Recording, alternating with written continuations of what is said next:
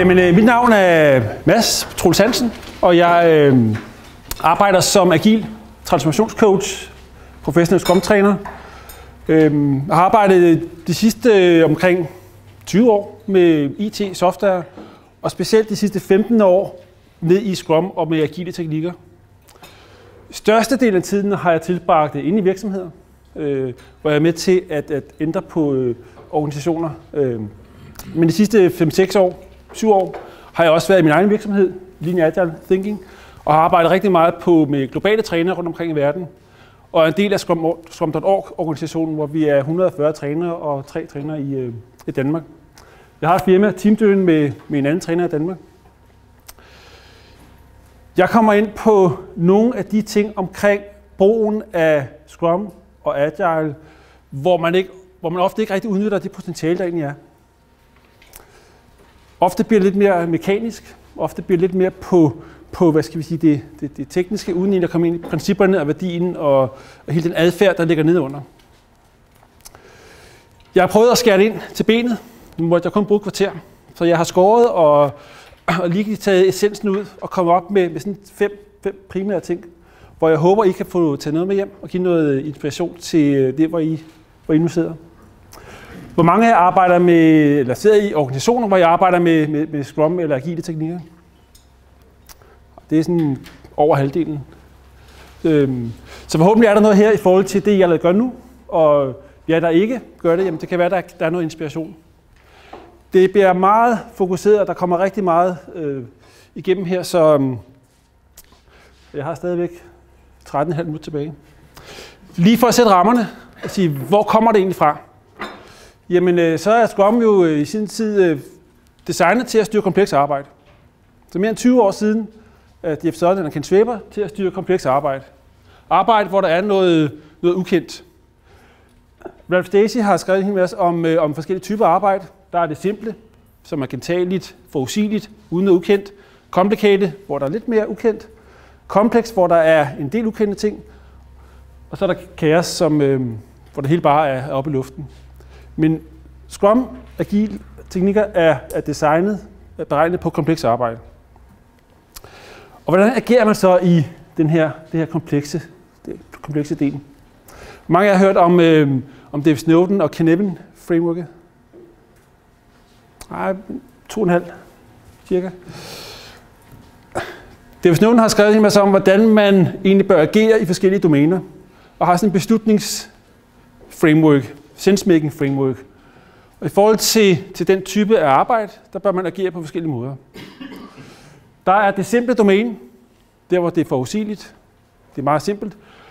Vi kan egentlig gå ud og finde ud af, hvad vi har med at gøre, og direkte gå ind og kategorisere, og så agere på det. Det er der, hvor best practice hører hjemme. Der er direkte en cause af en effekt-relation. Så best practice er velegnet til simpelt arbejde. Hvis vi går ud i den complicated del, det er der, hvor der er noget mere variation. Det er ikke bare best practice, men der er flere forskellige løsninger, der kan være velegnet her. Og der, hvor der er brug for en analyse, ser vi, vi har med at gøre, men der er brug for noget ekspertise, noget analyse i forhold til problemstillingen, og så er det fundet af, hvad er det egentlig, der er den bedste teknik, bedste practice her. Så er der den komplekse del, og det er ikke altid, den ene teknik lige virker det ene sted og det andet sted. Så der er brug for noget mere inspect, adapt. Vi har brug for at finde ud af, hvad vi har med at gøre, for at finde ud af den her emergent del. Så det er ikke bare den der cause and effect. Så når vi arbejder i den komplekse del, så er svarene ikke bare givet på forhånd. Vi har brug for at gøre det på en helt anden måde. Og det er der, hvor Scrum kommer fra, det er der, hvor den agilitet kommer fra.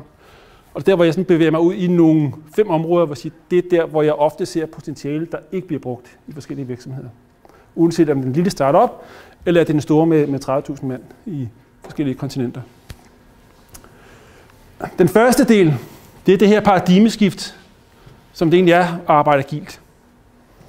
Nogle af jer ved måske, hvad der skete i 2001. Det var der, hvor det agile manifest blev lavet. Og egentlig meget beskriver den tankegang, den adfærd, der ligger bag det at arbejde agilt.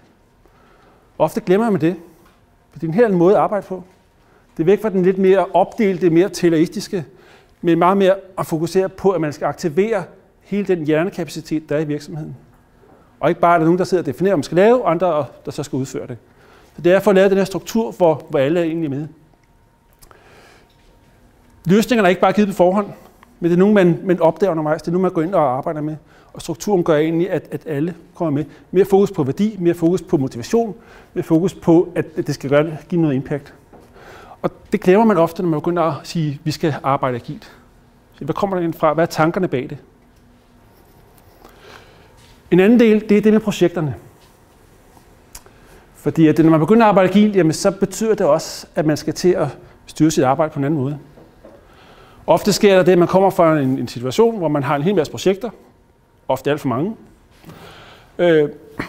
Og så har man nogle projektledere, som så prøver at assigne ressourcer ind til alle de her projekter. Og ofte vil medarbejderne føle lidt mere som værende daglejere. De er med i rigtig mange projekter og arbejder på en hel masse ting på samme tidspunkt. Og når man så begynder at arbejde med agile teams, så skifter man ofte ikke den måde, man arbejder med projekter på.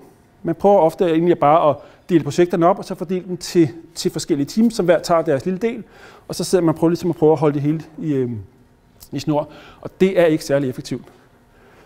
Næste skift, som forhåbentlig mange de kommer til, det er, når man begynder at have en struktur til at organisere arbejdet, men også begynder at finde ud af, hvad er egentlig projekter, og hvad er ikke projekter, og hvordan strukturerer vi arbejdet, og hvordan har vi governance, og hvad ændrer vi faktisk i vores governance, og hvad betyder projekt og projektledere.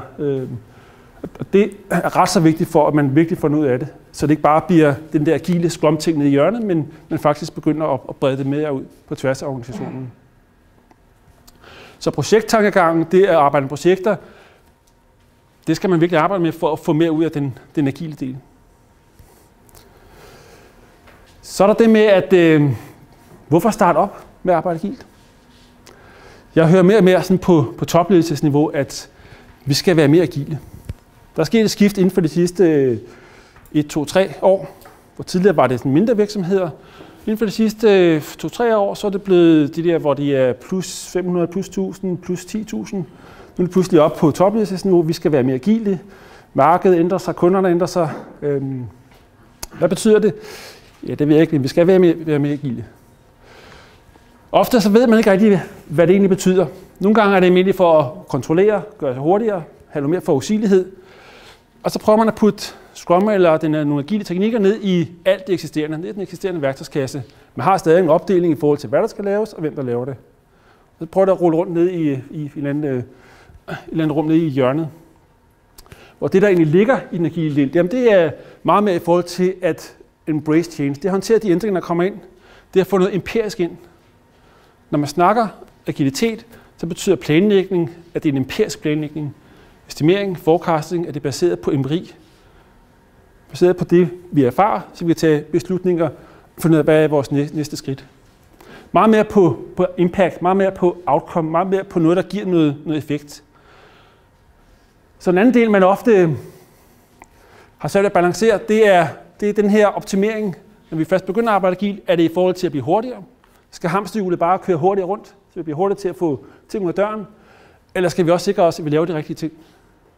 Så den her balance mellem at blive hurtig til at gøre tingene, og så også sikre sig at gøre de rigtige ting, der har man ofte en tendens til bare at blive hurtigere.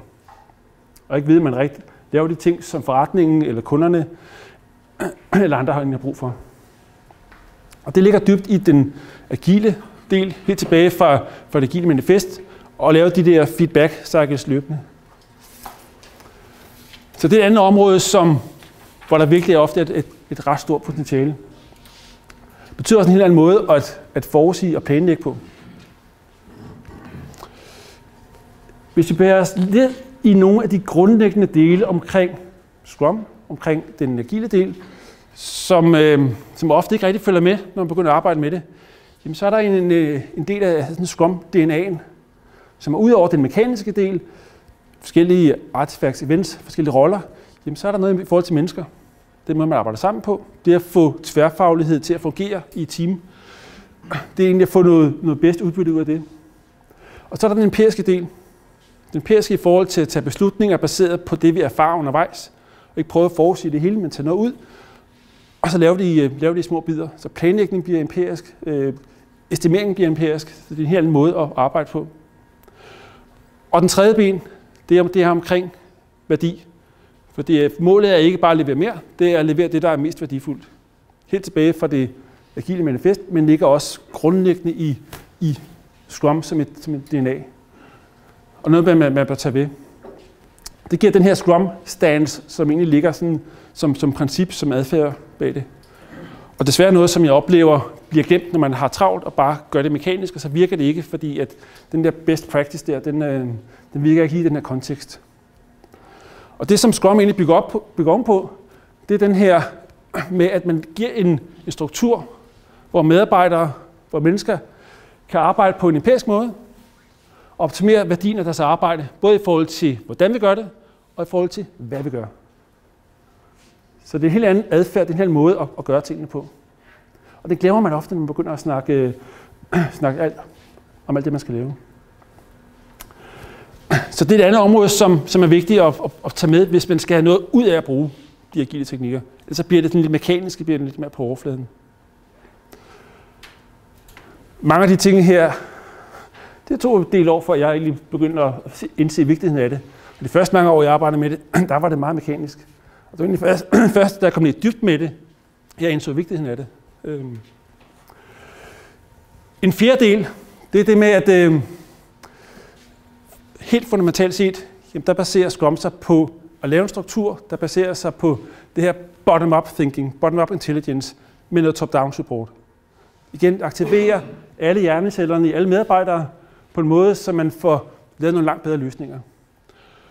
Og så finde ud af, hvad giver de bedste løsninger, den her emergent, i forhold til ens egen kontekst og det, man sidder og laver. Noget af det, jeg for alvor har fundet ud af, det er løsninger, practices i en virksomhed, i en kontekst, ofte bare ikke virker i en anden kontekst. Man sidder med noget helt andet, man sidder med en helt anden situation. Og det er vigtigt, at den her kontekst, den her kultur, at man tager den med. Og den sidste del, jeg tager med her, jamen det er ikke den kulturmæssige del. Fordi det at begynde at arbejde agilt har en stor impact på kulturen. Jeg havde en projektchef på kursus i går, og han sagde, han var forfærdet efter efter det her kursus, for han sagde, jamen det er jo ikke bare at styre arbejde. Det ændrer jo på helt den måde, vi gør det på. Det er jo på tværs af organisationen. Det kan vi da slet ikke gøre. Den sidste del her, det er omkring den ændring, der er i kulturen, som man bør have med fra starten af. Den her lille model her fra Schneider beskriver 4 områder, som man egentlig kan kategorisere sin kultur indenfor. Der er kontrolkulturen, som er mere på forudsigelighed, orden, man skal have styr på tingene, en hel masse governance. Der er kompetencekulturen, som er meget mere på specialisering, på dybde. Det er der, hvor man ofte har Anne, der kun kan lave det, eller Bo, der kun kan lave det, så der er virkelig en dyb specialisering. Og så er der de 2 andre områder med collaboration, mere på team-delen, og cultivation, som er mere formål, purpose-orienteret. Og hvis man begynder at arbejde mere agilt, er det også vigtigt at vide, hvor kommer vi fra lige nu, og hvor er det, vi skal bevæge os hen af. Fordi den agile del ligger mere over i collaboration, mere over i cultivation. Men realiteten mange steder, der man kommer fra kontrol og dybe kompetencer. Så at vide, hvor sidder man hen lige nu. Og der er den her model og nogle af de spørgsmål, der er omkring det, gode til at finde ud af, hvor er vi lige nu, og hvor er det egentlig, vi skal bevæge os hen af, og hvad får det her betydning på den måde, vi tænker, organiserer og strukturerer vores arbejde på. Og det kan give anledning til, at man finder ud af, at der er en eller anden vej. Hvis vi er meget dybe på kompetencedelen, det er der, hvor man så bør gå mere over i cultivation på formålet. Hvorfor gør vi egentlig det her? Og bevæge sig over og også have noget collaboration indover. Mange gør den fejl, at de prøver at lægge en hel masse faste strukturer, og der kommer nogle eksterne konsulenter og siger, at det her det er bare løsningen. Vi skal bare gøre det på den måde. Så bliver I agile inden for kort tid. Og når jeg er det, så skynder vi os videre til den næste virksomhed. Så kan I selv rode med det bagefter. Det er vigtigt at finde ud af, hvordan kommer vi derover. Ja. Så den her path fra hvor er vi lige nu, til hvor skal vi hen, er vigtigt at få med. Og det er vigtigt at være bevidst om hvor man egentlig er. Inden spørgsmålene kommer op her lige om lidt, så har jeg lige nogle ting, som jeg vil sige, det er noget, som man skal tage med, hvis man skal have mere ud at bruge Scrum-delen, ud over de her områder, som ikke er så godt funderet. Det her Scrum er på plads, Scrum Framework er på plads, og så den her Scrum Stance i forhold til principper og værdier er vigtigt. Så er det også i forhold til selve håndværket. Så hvis man tager ud over den mekaniske, måske lidt mere amatøragtige Scrum, også tager hele værdisættet, principperne, adfærden og hele håndværket, jamen så er det der, hvor professional Scrum, hvor man har det til at hænge sammen. Og det er der, hvor det for alvor begynder at give værdi. Jeg har 5 sekunder tilbage, og inden de løber ud, så vil sige, hvis I vil prøve at teste jeres Scrum-viden, så er der 3 gratis åbne assessment på scrum.org, som hver især fokuserer på et område. Scrum Open er mere basal Scrum-viden. Developer Open har også noget i forhold til den tekniske del, og så er der faktisk lige kommet en ny skalering, så Scrum at Scale, som også indeholder skaleringsstil i forhold til at kunne skalere med flere teams. Det her var en hurtig gennemgang af nogle af de ting, hvor jeg ofte oplever, at man ikke rigtig får så meget ud af det. Og jeg håber, det giver noget refleksion, noget inspiration til at tage med hjem. Og nu tror jeg, der er spørgsmål. Tak. En først. Tak.